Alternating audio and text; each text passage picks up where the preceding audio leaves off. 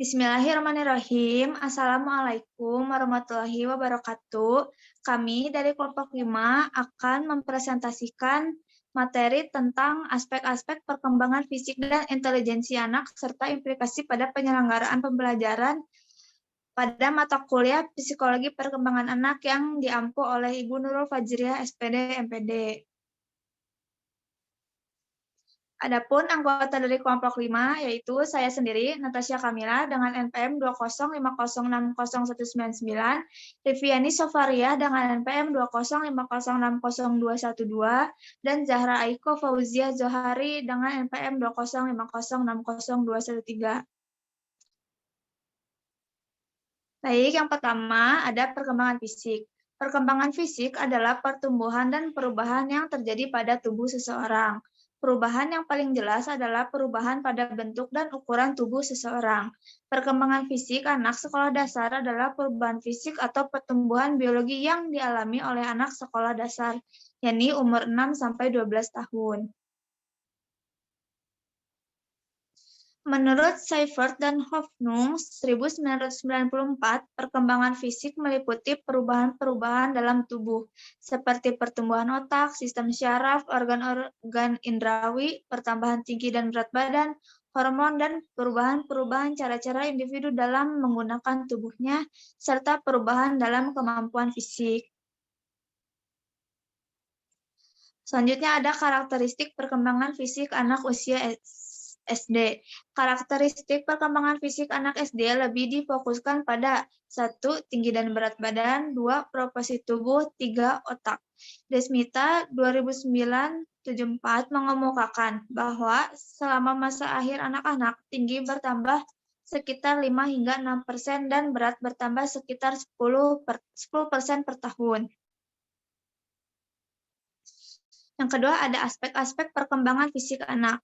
Aspek perkembangan anak yang berfokus pada perkembangan fisik ini meliputi pertambahan berat badan, tinggi badan, postur tubuh, perkembangan otak, serta keterampilan motorik kasar dan motorik halus.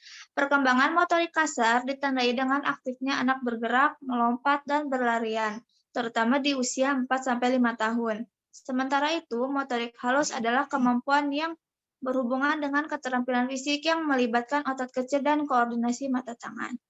Mungkin sekian penjelasan dari saya, selanjutnya akan dijelaskan oleh rekan saya.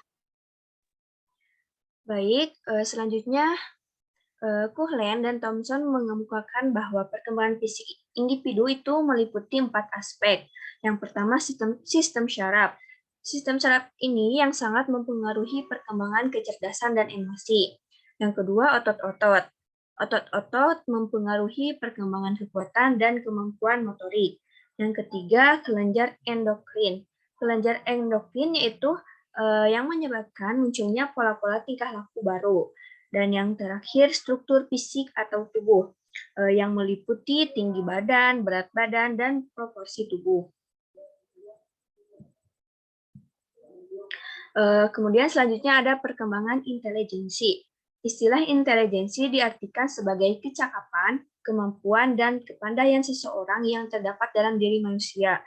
Menurut Strand dalam Rahmalia pada tahun 2011 halaman 55 mengatakan bahwa intelijensi merupakan daya menyesuaikan dengan keadaan yang baru dengan menggunakan alat berpikir menurut tujuannya.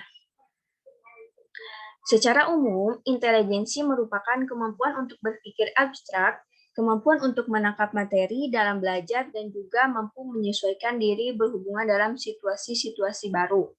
Perkembangan intelijensi atau di dalam dunia psikologi maupun pendidikan diistilahkan dengan perkembangan kognitif, yaitu suatu ilmu yang menyelidiki tentang kegiatan mental atau cara kemampuan berpikir abstrak seseorang.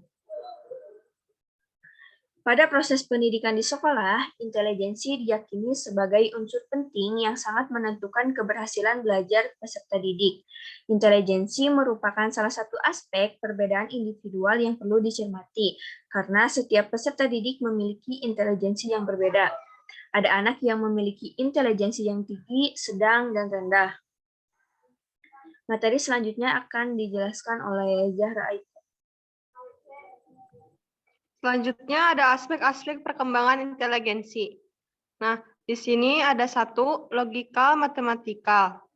Kemampuan intinya yaitu kepekaan dan kemampuan untuk mengamati pola-pola logis dan menarik bilangan, serta kemampuan untuk berpikir logis. Yang kedua ada linguistik. Kemampuan intinya yaitu kepekaan terhadap suara, ritme, makna kata-kata, dan keragaman fungsi-fungsi bahasa. Yang ketiga ada musikal.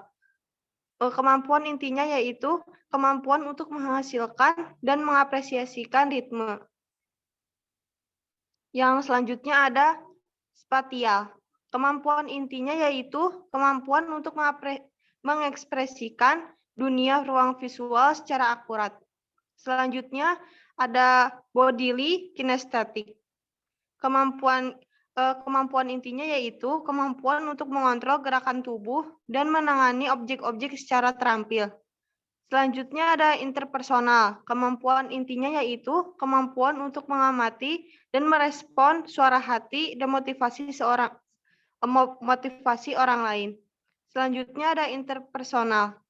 Kemampuan intinya yaitu kemampuan untuk memahami perasaan, kekuatan, dan kelemahan secara inteligensi sendiri. Selanjutnya. Yang kelima ada implikasi perkembangan fisik dan inteligensi anak pada penyelenggaraan pembelajaran. Dengan memahami karakteristik perkembangan fisik peserta didik, maka guru harus mampu mengkondisikan pembelajaran dengan mempertimbangkan karakteristik fisik peserta didik dengan cara 1. Guru lebih memahami dan menghargai perbedaan individual anak, khususnya karakteristik fisik. Misalnya, anak yang tinggi dan pendek, guru gemuk dan kurus, dan lain-lain. Yang kedua, ada media pembelajaran yang digunakan harus bervariasi dan yang bisa secara langsung menstimulasi fisik anak. Misalnya media 4 dimensi. Selanjutnya, inteligensi juga sangatlah berkaitan dengan proses belajar, yang mana dalam proses pembelajaran faktor yang sangat dominan adalah pribadi individu yang cerdas, yang mampu berpikir kritis, sehingga keduanya saling mendominasi suksesnya proses pembelajaran karena terciptanya pemikir-pemikir cerdas, baik intelektual, emosional, maupun spiritual, dengan berdasarkan dan sesuai dengan kondisi-kondisi siswa dalam proses pembelajaran. Selanjutnya, perkembangan intelektual pada anak usia sekolah dasar sudah cukup untuk menjadi dasar berikannya berbagai kecakapan yang dapat mengembangkan pola pikir atau daya nalarnya. Siswa sudah dapat diberikan dasar-dasar keilmuan seperti membaca, menulis, dan berhitung. Dalam mengembangkan daya nalar, caranya dengan melatih siswa untuk mengungkapkan pendapat, gagasan, atau penilaiannya terhadap berbagai hal. Misalnya, yang berkaitan dengan materi pembelajaran, tata tertib sekolah, dan lainnya. Sekian presentasi dari kelompok kami. Mohon maaf bila ada kesalahan kata. Wabillahi taufiq wal hidayah. Wassalamualaikum warahmatullahi wabarakatuh.